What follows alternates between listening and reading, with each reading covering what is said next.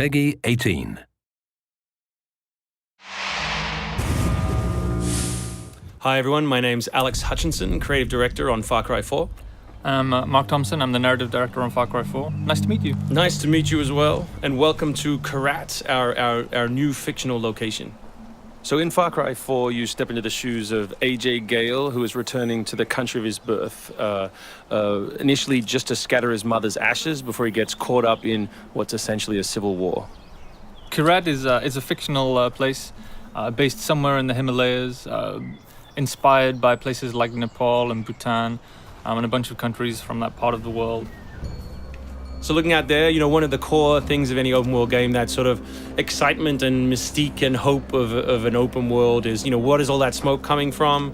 What temples are out there? What secret locations? So we've peppered the world with different places to find, all of them filled with loot and secrets and collectibles and all that good stuff. And of course, the open world of Far Cry is densely populated with a variety of different animals, beasts. And also that's some kind of yak. I don't even know what that animal was. Yak, I believe. Is it a yak? With next-gen fur. Next-gen fur, that's true. Individually modeled hairs. So you see here with the eagle, you won't see it in this demo, but you can be attacked from above for the first time in a Far Cry game. So we've tried really to play with verticality, to have threats above and below you. And obviously you can still get involved in the ecosystem of the animals and hunt. And you can throw bait now. Yes, to attract animals. Yeah, and stuff like the eagle stealing the morale of the goat. Like, it isn't scripted, that's just what happens at the intersection of those two different AI systems talking to each other. The goal being that every player tells themselves a different story, that they get different surprises, that they have a different story to tell their buddies when they come to work the next day or go back to school or whatever. So there are a bunch of new tools in Far Cry 4, one of which you'll see here is the grapple. We wanted to make something that allowed you to clamber over those annoying cliffs you sometimes came across in Far Cry 3, and something that would also lean into the much more vertical, much more mountainous regions we were building in this game. And that was a pretty simple example, but the level designers get pretty crafty with the setup. We have these areas we're calling adventure zones in the new game, which will take you to places like temples, which you can see from afar, and force you to use the grapple in sort of really interesting and different ways.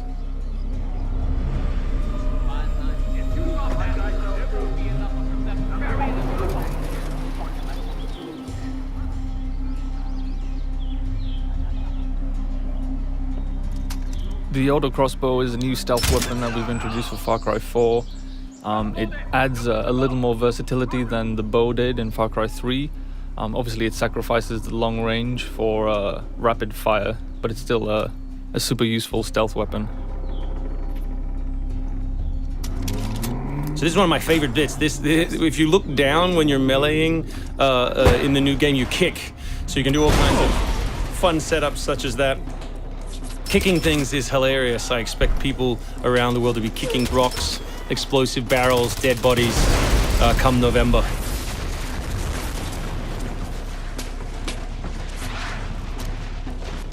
Our goal really was just to provide as many tools as possible, whether vehicles or animals or weapons or goofy stuff, and let people fit them together any way they want.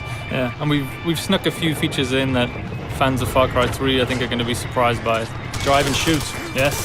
So drive and shoot, obviously it's a bit frustrating to be chasing someone forever and have to sort of drive in front of them, pull over and wait for them to get out. So now in the vehicles you can drive and shoot with any one-handed weapon.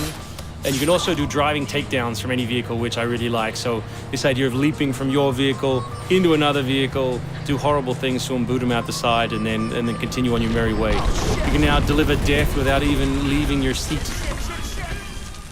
So wingsuit is still here, and it's really cool, as you see, and actually when the space became more vertical, it actually became more fun. The mountainous environment means that there's a lot more wingsuiting to be found. And hopefully you won't get it before the middle of the game. You will. Hopefully you will get it before the middle of the game. That's the current plan.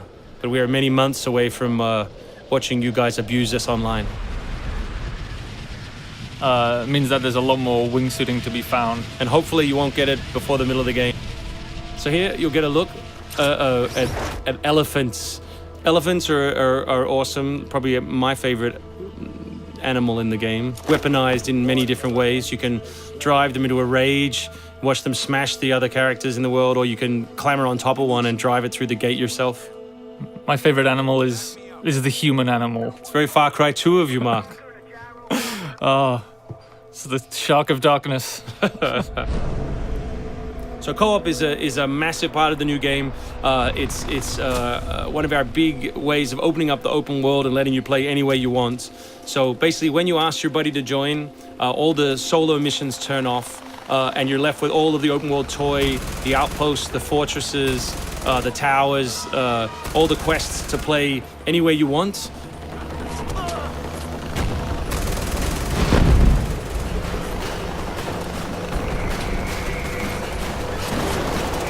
All right, let's do this.